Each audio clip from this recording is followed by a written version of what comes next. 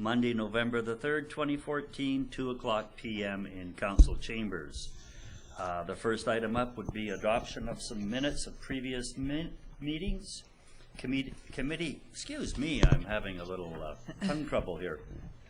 Adoption of minutes of the Committee of the Whole minutes from October the 20th, regular open minutes from October the 20th, public hearing minutes from October the 20th, and special open minutes from October the 20th. Any council input into those minutes? Yes, Ms. Scott? Yes, council has before them amended minutes from the public hearing of October 20th for adoption. Okay, so on the public hearing minutes from, is that the public hearing? Mm-hmm. Yes, so from the public hearing minutes from October the 20th, they will be as amended. Anything further on that? We better have a vote on this one here, please. Councillor Plant Ryan, any discussion? All in favor? Opposed? They have been adopted. Thank you. Any business arising? No business arising. Any late items? No late items for today. Delegations, water matters, correspondence. Moving right along to bylaws. Report up from the Director of Planning and Development Services. Mr. Cunningham, please. Thank you. On October 20th, 2014, Council held a public hearing on 3 proposed zoning bylaw text amendments, which are attached here along with the public hearing minutes as amended. No letters were received on the amendments, and no member of the public attended the hearing. After the public hearing was closed, Council unanimously agreed to move into a regular meeting where they give third readings to all 3 bylaws. Council is now asked to adopt each of the bylaws. These are overviewed as follows. Number 108-590, 214 business-friendly amendments to commercial off-street parking regulations. These amendments will make our parking regulations more business-friendly, with a particular focus on relaxing requirements in the downtown to both better retrain and attract businesses. The amendments were designed after staff completed both an inventory of existing downtown parking and a commercial stakeholder downtown parking survey in 2013. The main proposed bylaw changes are: 1. Reduce cash in lieu payments in the C1 zone from $10,000 to $3,000 for each parking space required under our regulations for the proposed use in question, but not actually provided on site. 2. Reduces the parking requirements for a licensed establishment from 1 space to 3 seats to 1 space per 4 seats, recognizing that with increased drinking and driving prohibitions nowadays, there's more reliance on carpooling with designated drivers and on taxi use.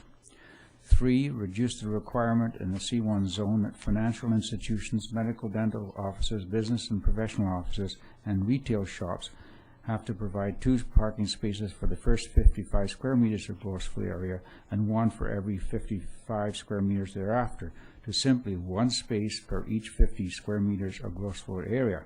And 4, extend the reduced and simplified downtown parking standard to all other non-residential uses in the C1 zone, including restaurants, with the only exceptions being in a hotel because of the very specific requirement of 1 space per guest room, and a licensed establishment, which is described above, would already have its own relaxed standard.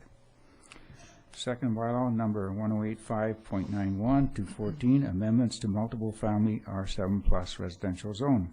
A figure in the zoning bylaw text usefully delineates a downtown parking core area in which lower than normal parking standards are allowed for multifamily dwelling units.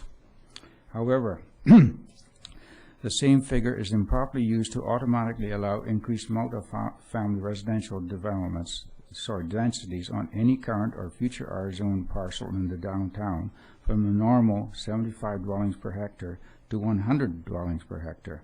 Because this de facto R7 plus zone is not delineated on Council's approved zoning map, along with all other zones, it lacks legal standing and therefore needs to be removed. However, Council still has discretion to allow higher than normal densities on suitable sites by being able to consider special applications for comprehensive CD zoning with the benefits of community input. Third and last, number 185.93 to 14, amendments to renumber zoning bylaw provisions for medical marijuana grow operations and MGOs. These housekeeping amendments will relocate our application regulations for MMGOs to another section of the zoning bylaw that will be more accessible for the public and will avoid conflicts with the numbering system in our municipal ticketing information MTI bylaw. Option: Council adopts all 3 zoning amendments, or Council adopts some or none of the amendments. Impacts: community balances parking supply with demand, opens the zoning bylaw for community input on suitably locating higher density residential buildings in the downtown. Budget: possibility of some reduced revenues from lowering the cash in lieu parking charges. Organizational: simplifies bylaw administration. Sustainability: will promote business retention and growth. Recommendations: staff recommends option 1. The council approves the following separate resolutions, and I would ask that you consider each one of those and adopt them or not and move on to the next. Thank you. On the first item, zoning amendment bylaw 1085.90, Councillor Rhodes, McCordoff. Any discussion on that? All in favor of adoption? Opposed? That one carries. Zoning amendment bylaw 1085.91, 2014. I'd just like to have a comment on that. That actually affects a piece of property that my family owns in an R7 area, and it sort of would be a bit of a downgrade if you looked at it from a certain perspective. However, living in an R7 area, I think some of those reduced parking requirements that we are replacing with this is moving forward in the right direction for the town. I think sometimes you can get into a little shortage of parking spaces, and they were you know, a lot of times today's family unit, even being a retired couple, have more than one vehicle. So we were sort of coming up short. In a few instances, you'd almost look at who was going to move into an R7 building to see whether it was going to have impact on the parking situation or not. So I think this is a good move to move forward, and of course that ability for increased density is always there if they're meeting all the requirements of the planning department and the town bylaws. So I just wanted to mention that.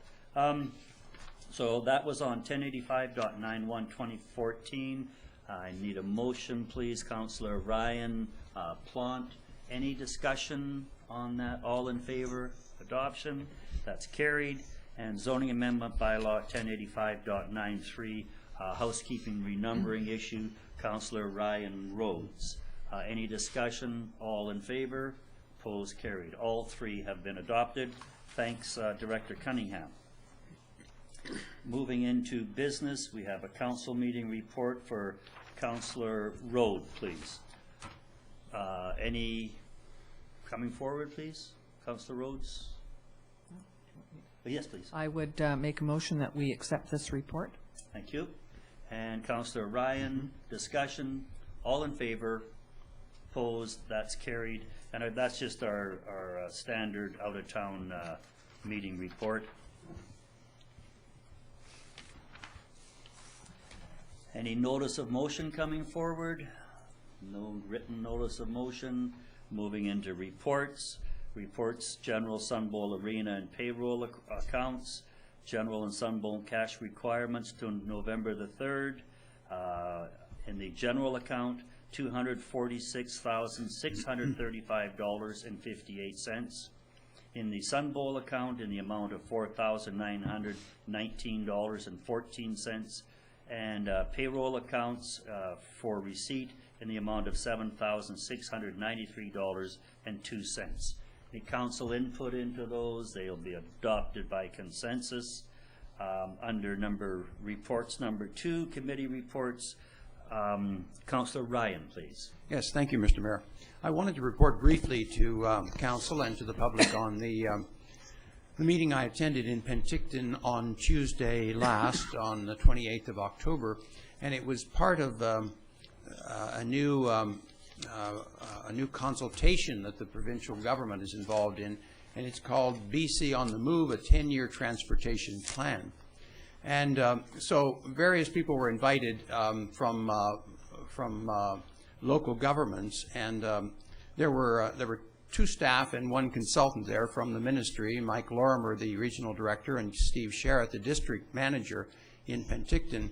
And I represented Osoyoos. Oliver had 2 councillors and 2 staff. Princeton was represented, Karamias. Penticton had 2 councillors and 1 officer, 1 staff member, and the regional district had a staff member. So the report itself, which is on our website, and the public's remarks and input is also being sought. The report and its scope is quite broad, and it talks about all forms of transportation, including walking and cycling, as well as roads and rail. But while we did talk a little bit about things in general, the meeting very quickly turned into very specific little things in the communities, which I think they were happy to have. But I reiterated some of the key things about intercity transit that came up in our BC, or in our BC Transit presentation here, namely that we really require a lot of connectivity between ourselves and Kelowna and the communities in between. And while we do have shuttles and we do have a bus service, that increases in that would be helpful. Also, the idea of cycling, getting the trails, and particularly the Trans-Canada Trail, completed off the highway, and also having shoulders that are wide enough for accommodating cyclists was very important. Among some of the details, we got into signage on the highways, and so I was able to extract a commitment that we are still #1 in terms of the gateway signs that we had a presentation on about a year ago, which would be signs at the entrance to our town, at the town boundaries, that would indicate perhaps a half a dozen attractions or amenities that the traveler can participate in and enjoy. But there were concerns expressed about each of the communities that were represented, and they were all worthy of attention. But it's a fairly massive undertaking, so I would like to invite the public to go to our website to check on this. There's a link to the digital version of the report, and there are also some limited copies at the town hall at the front desk. And then you can respond right on the internet. So I was happy to be there and to continue to reinforce some of the things that we have said in the past, and to commend them for a couple of things that they have done, particularly the work on our crosswalks and the dedicated right lane turn down to Park Place. Mm-hmm. Great, thanks for that report. And it's always important when we're out there, and thanks for that representation for the town and council, and it's because it is important to be there for these meetings, so appreciate that. We don't need a motion to receive on that, I don't believe.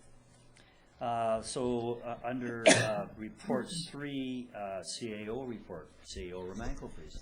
Thank you, Mayor Wells. Just a few of the activities the administration has been involved in over the last couple of weeks, starting first in community services, and I'd like to provide a congratulations to the staff team over at the Sonora Center and all their volunteers, including the grade 12 graduation class, for the excellent job that they did with Halloween Howl. I was able to make it through the lineups to get through the entertainment down there, and yes, it was scary, especially for that little guy in front of me. So yes, the job well done there. In terms of some of the other activities in our in our planning department, working through some project implementation issues over with the Marina Rock project, and they've been meeting with contractors and project managers, and we should have that resolved sometimes this week. Also working with the owner of 8,000 Cottonwood on a development proposal options. That's at the what used to be referred to as the old Indigo property. And lastly, Planning and Public Works had an on-site meeting with the Gyro Beach contractor, and construction fencing should be going up this week, and there'll be a sign put up that provides interested parties with information on the development over at Gyro Beach. So our construction should start as early as this week on that renovation of our major beach. In the finance department, audit seems to be the key word here. We had the federal payroll auditor in our shop here last week, and going over our business there, and our finance department came out again with a very good report. I would say on a 100% scale, probably a 99%. They always find something that'll make their wages, I think. So just in curiosity, there's been some discussion about our finance department, and I'd like to share that besides our annual financial audits, which we've gone through and passed with flying colors, the finance department, we've experienced the following third-party audits just in the past 2 years, and that includes a GST HST audit, a WBC audit, and a gas tax project audit. And in all those audits, our finance department came out with flying colors. So, some very good work being done over there. In terms of corporate services, they've been involved in a number of things, but certainly their focus has been on elections and elections preparation. And I'd just like to take a minute to just highlight some of the things that all go into election preparation for our staff, and I'll just in bullet form here. There's the advertising has to be developed. They've got to hire all the election staff. They've got to order all the supplies. Then when the supplies come in, they have to check to see that they're all in order, including the memory cards. They have to count all the ballots to ensure that they're all there. They have to test the machines and memory cards. They have to answer all the candidates' inquiries. They did a demo with the candidates this year for how the machines are working. They have to work with the scrutineers for the referendum voting. They have to train staff, and of course they have to complete all the paperwork. So there's a lot that goes into the overall implementation of the election process. Finally, myself, the CAO, along with a couple of our directors, we had a meeting with the interested candidates over the fire hall to answer any questions they had about the project. The Director of Public Works, myself, met with representatives from the Okanagan Basin Water Board to complete a survey on water services, source protection, and conservation. And we also sat down and reviewed the Small Communities Grant and planned for future applications. We had an in-house violence in the workplace in-service for staff. Met with the Lawn Bowling Club representative to discuss their lease. All the directors attended a day-and-a-half business planning meeting to set up our next 4-year business plan. And I also met with the Dragon Boat Club to discuss their program site needs. And Public Works continues to winterize our facility and get ready for winter. And that's all I have to report today. Thanks for that report, C.O. Romenko. Moving us into councillors' reports, and I just maybe should comment on the brevity of the meeting that we're having here. It's not that we don't have business, there is ongoing business, but in this transition from old council to new council, try to keep this to a minimum because there's some decisions that should be moving forward and being made by that new council, if at all possible, rather than having them hang with the existing. So it's a little short on business here today. And having said that, we'll move into the councillors' reports. Councillor Ryan, please. Thank you, Mr. Mayor. Well, I want to talk today about the new Osoyoos Fire Hall and some of the things related to it. There was an open house this past Saturday at the fire hall, and there will be another one this coming Saturday on the 8th of November from 11 a.m. to 2 p.m. And I would certainly urge you to attend. Not only are the firefighters there speaking, especially the chief and the previous chief, but tours are given and also information is provided. And there is a new brochure that looks very much like the old one. It says a new fire hall for Osoyoos, but inside it has a floor plan and it has descriptions of the various rooms and the amenities and the features of each and their purpose. So I think that is going to be widely distributed. In the mail tomorrow, so you should receive a copy. So if you haven't got one, be sure to drop by the town and get one. But you should receive one, and do read it, study it, and if you have any questions, you can always call the town hall. I want to just say a word about what's become the famous Nanoose Bay Fire Hall, and whether it's a good comparison to the Osoyoos proposed fire hall, and I would say no. Briefly, it has 3 bays and we have 4, and it's very interesting that our sister town of Oliver has just built a 5th bay to their existing one. It has, in Nanoose, they have no drive-through bays, whereas we do, and that means that you can get the apparatus in and out much more quickly if you have a drive-through bay, and so it speeds your response time.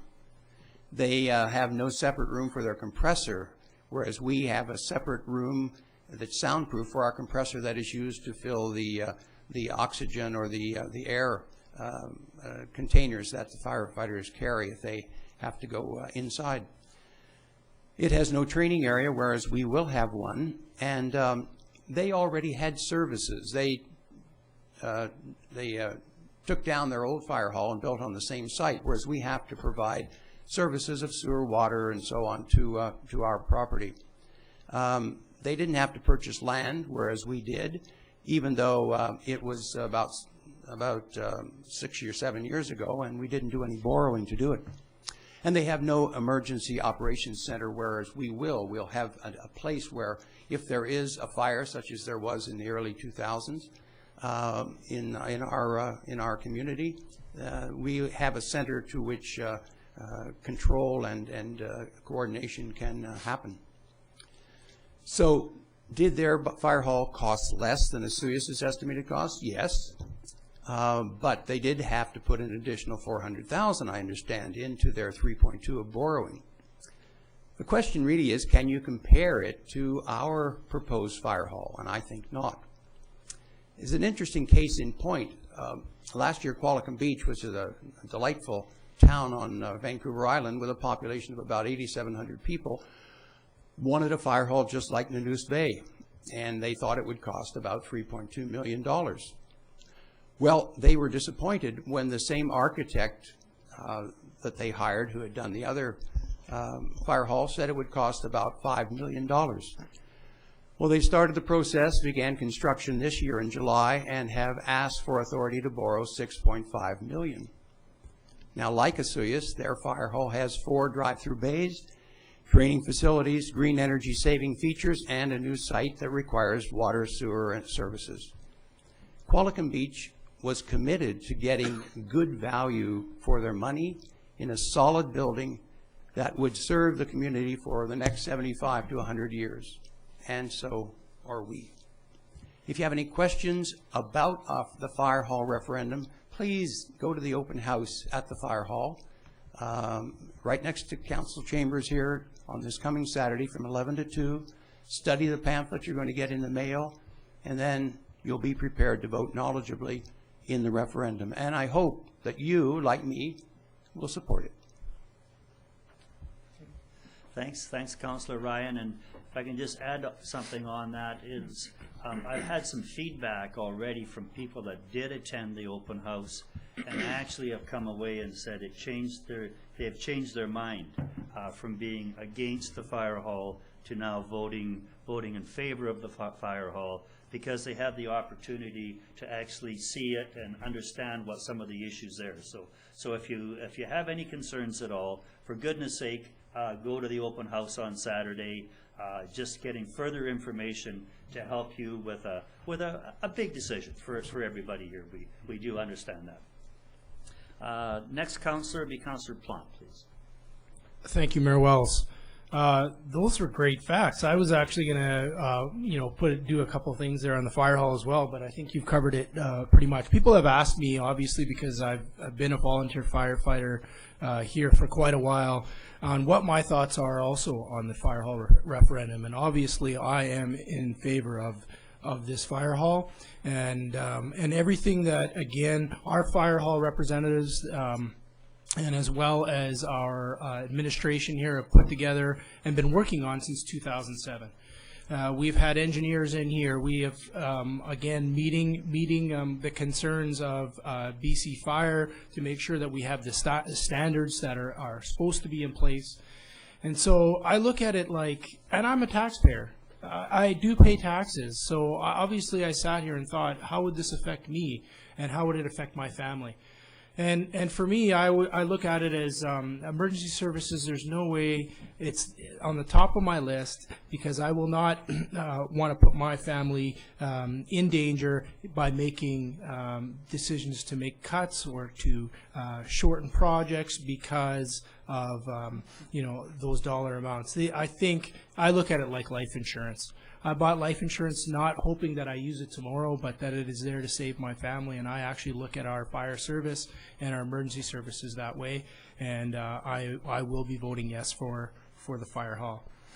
Other than that, I just wanted to bring up advanced voting is coming this Wednesday here in Town Council from 8 a.m. to 8 p.m. I think this is a great opportunity to get out there if you have a chance, whether that's coffee break at work or lunch break or before work.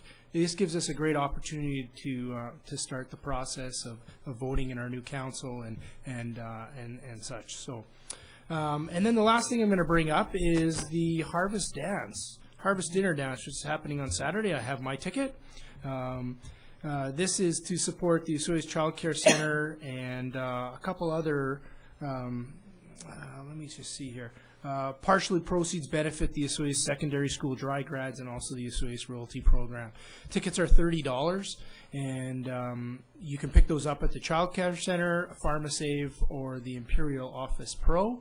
And I will be there, so looking forward to it. I've had a chance to provide some silent auctions and do some shuttling to make sure everybody gets home safely, and it's just a great event where our community can come out and support the kids and the kids programs and some of the great programs of our future leaders. So with that, I am done. Thank you. Thanks for your report, Councillor Plante. Councillor McCordock, please. Yes, thank you. First of all, I'd like to say thank you very much to Denise Eastlick, Julie and Fred Hamilton, who have redone the little garden area outside beside our fountain, right by Town Hall. They had some funds that they used, and they have done some desert landscaping in there, certainly helped by Public Works, taking out the old plants and the bricks that are there. Come by and have a look at it. It fits in very nicely, and it's going to be a lovely desert landscaping area next year, and there will be some signs added to it. So thank you to the Desert Center for doing that. On Friday, last Friday, which was Halloween, I was up and down Main Street in and out of several businesses, and it was Trick or Treat Main Street Day. A wonderful program. There were all kinds of parents and grandparents and little kids that were all dressed up, going in and out of businesses that got involved with Trick or Treat Main Street. I think it was the Osoyoos Credit Union and, my understanding, Michelle Quayle's idea to put this on, and you wouldn't believe it. Lots of the stores had to go and get more candy. They ran out because there were so many kids there. And so what a nice idea for parents and young children to be able to go out in the daytime and go and visit businesses up and down Main Street. So thank you to the Osoyoos Credit Union and Michelle for coming up with this great idea, and thank you to the many businesses who contributed and took part. On Friday night, Halloween, I went over to the Sonora Center because the Halloween Howl, and it's not called that this year, and it used to be called that, and I can't remember. Mr. Romanko was there, and I said I was not waiting in line to go down to the haunted house, so I went and looked at the end and saw some of the people coming out there, but he did go in, so good for him. Thank you very much to our Sonora staff and a lot of the grade 12s who went to an awful lot of work and to put on a great event for the community. The other thing that I got in the mail the other day was the Christmas Child Samaritan's Purse. And I've always done this myself. I go and get some boxes. I got mine from Osoyoos Sears. There may be a couple of other places in town that have them. And when I was teaching, I would do a couple of boxes in my classroom, and the kids all got involved in bringing things. It's a wonderful program. Fill up shoe boxes with some, and there's lots of suggestions inside of what should go in the shoe box. And you can take it back to, I know I'm taking mine back to Osoyoos Sears because that's where I got them. There's other places in town. And National Collection Week is November the 17th to the 23rd. So please consider doing this. The expression on the faces of the children in various parts of the world that get these shoe boxes just makes it all worthwhile. So thank you very much. And on November the 5th and November the 15th, please be informed about what you're voting for and come out and vote. Thank you. Thanks, Councillor McCordoff. And bringing up the rear, Councillor Rhodes, please. Well, I'm going to pass again. Being at the bottom of the list, you know, there's just nothing left. Thank you. Mayor's report. I just have a few things to report out on. November the 7th is Random Act of Kindness Day. Hopefully we're going to have some good buy-in from the community. It's quite special. You'll probably see some random acts of kindness, and I believe there's a card that can be passed around in that. So I don't think we really bought in last year as officially and as a community, but I believe we have this year. So it's kind of neat, kind of fun. Doesn't cost anybody anything really. So if you can look for this coming on November the 7th. The Okanagan Correctional Center is putting forth another opportunity for people that would like to be employed as a correction officer. There's probably in the neighborhood of 100 jobs that are going to be local. This would be Penticton, Oliver, Osoyoos, OK Falls, and into this local area that will be new hires. So for people that are out there maybe stuck in a rut, not knowing what to do, this is a wonderful, wonderful career opportunity. And I know people have been from Osoyoos already. There was a fairly good turnout, and they've been, and they're very, very excited about this job opportunity. Good. It's pays well with good benefits, and it certainly would be wonderful to be in the South Okanagan with this job. So on November the 10th at the Frank Venables Auditorium in Oliver, 6 to 8, they're going to redo that 2-hour Open the Window program. So if you know anyone that you think, gee, you know, this could be a great opportunity, please make sure that they're informed, because it's only going to come by once at this great number of approximately 100. The other 140 to 50 jobs will be transferred in. They're already in the correction system, and they'll be making application to come to the Okanagan Correctional Center. It also should be noted that you don't need a ton of education for this. If you had a grade 12 or could pull up a grade 12 between now and 2017, I think that would be sufficient.